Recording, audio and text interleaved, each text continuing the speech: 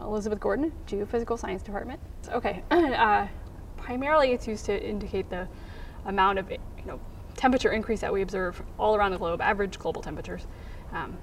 And usually it's used to talk about the human impact on the temperatures of the globe. So there's natural climate change and there's human-caused climate change, and global warming is usually reserved for the latter, I would say. Well, I personally think global warming is a bunch of shit.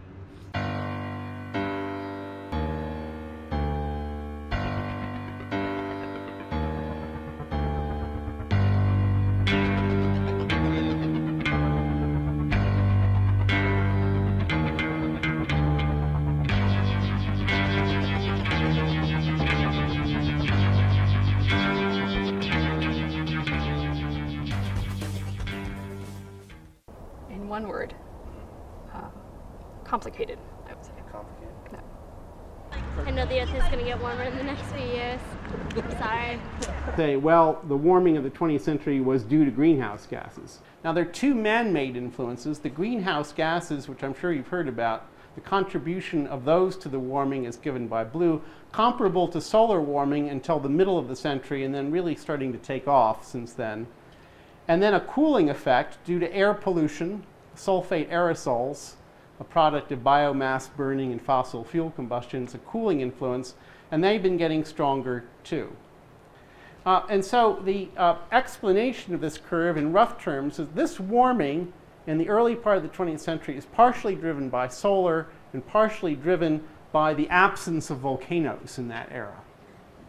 This leveling off was mostly owing to the big increase in man-made air pollution, which reflects sunlight, compensating for an increase in greenhouse gases. But this rise, beginning in about 1980, is very much dominated by the greenhouse gases, which is why there's so much concern about them.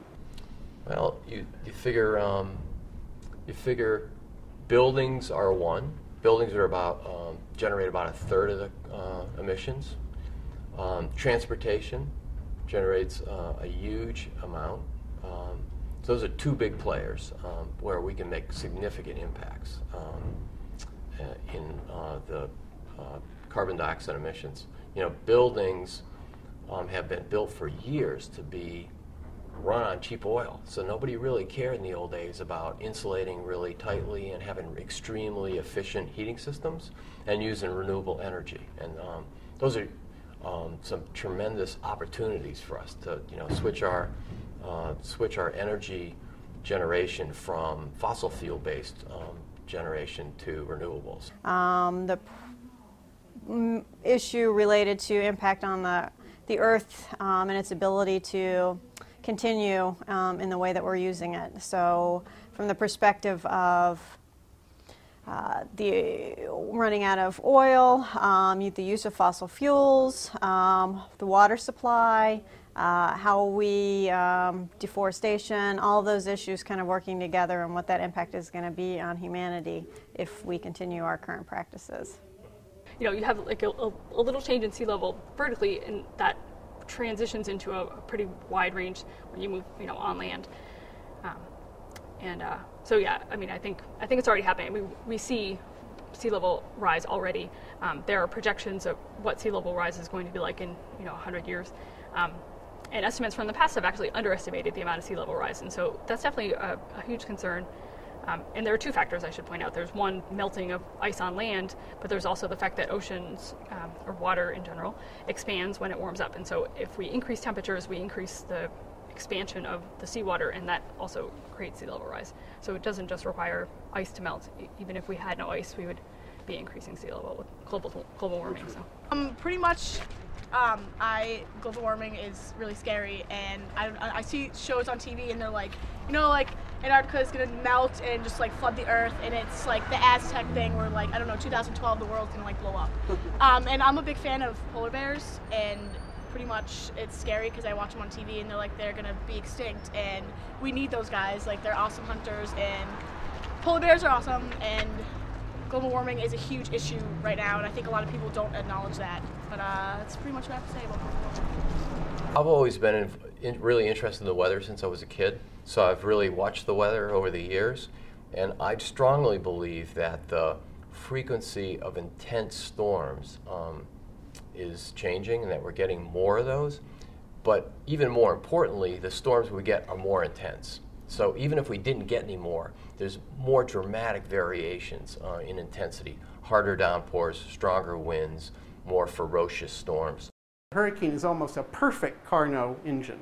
It's the maximally efficient engine you can invent in the atmosphere to turn heat into mechanical energy, and that's one of the reasons they can be so ferocious. This is a graph showing at each point of the surface of the Earth the maximum potential intensity over the course of a year, so the seasonal maximum. And the deep reds here are 80 meters per second, which is about 200 miles per hour, rapidly going off to near zero in the high latitude oceans. And this looks pretty much like a map of the annual maximum sea surface temperature. And if I showed you a map of where hurricanes form, they all form where this quantity is in excess of about 40 meters per second. The 40 meter per second contour is the green one here. Hurricanes only form in regions where the potential intensity is greater than about 40 meters per second. Helps us a little bit to distinguish between weather and climate. A lot of people talk about changes in weather, and that would be things like, that happen on a day-to-day or year-to-year basis, and things like hurricanes and severe weather. There are some predictions about how those will be affected by global warming. Climate is a long-term average, and that's when we talk about global warming or climate change, that's specifically what we're referring to is climate, climate in general. So when we see an increase in global temperatures, it's not just a day-to-day or year-to-year increase, it's an average increase over several 30 years usually. And so I guess global warming is referring to climate specifically. When you talk about weather changes, there are a lot of predictions, but most of them point to increase in severe weather. So an increase in hurricane intensity, increase in maybe tornadoes, severe flooding, severe droughts. So essentially the weather that we see now will become more extreme. Well, actually, some of the research that I've looked at is different from that. Maybe I can explain it to you. Maybe it'll help. So there's three different ways the solar input from the sun varies. Okay, and they're in different cycles. So there are cycles that are based on tens of thousands of years and hundreds of thousands of years, and those three cycles vary. And they've created these glacial and interglacial periods, and had an effect on what the temperatures look like over the years, and to a degree the carbon dioxide content in the atmosphere. If you look at the ice core data now, it's what's called the hockey stick effect. It goes along at a fairly straight pace. It increases a little bit, but then it shoots up, and that shows the natural variation, but then it shows the man-made variation, really skewing and increasing the carbon dioxide content in the atmosphere over the past, 100 years or so. I guess I kind of think that the world is going to change, no matter what. Like, the Ice Age happened, and something bad's going to happen again. We're just kind of speeding it up. That's the way I look at it. And is that a good thing? Probably not, but I haven't seen recent data.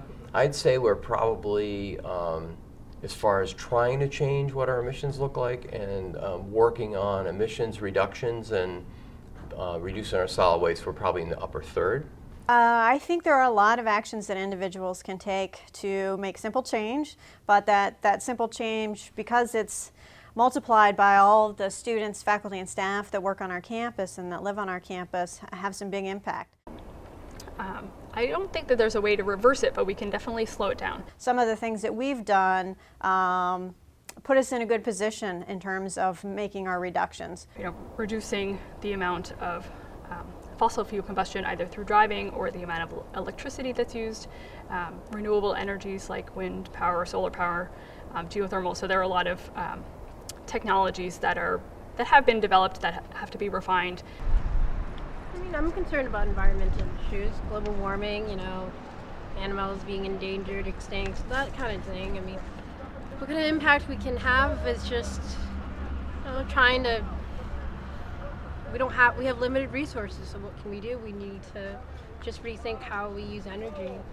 Okay, so whether you're a Republican or a Democrat, I think we've been kind of focused on me for the past 8 or 10 years, maybe longer. And we need to really focus more on the common good and to focus on the we. So we need to think about everything we do in our lives, because the only way we're going to solve this problem is to make incremental changes throughout what we do. So we need to reduce, we need to use less, we need to recycle everything we use, we need to think about the kinds of products we buy and are they environmentally friendly, do they contain less toxics. We need to use less water, we need to use less energy, we need to drive more fuel efficient vehicles, and we need to think about everything we do, even if it's a small thing. Every small thing adds up, and if we all do it, it makes an incredibly significant change. And that's the way we're going to survive and really change for the better.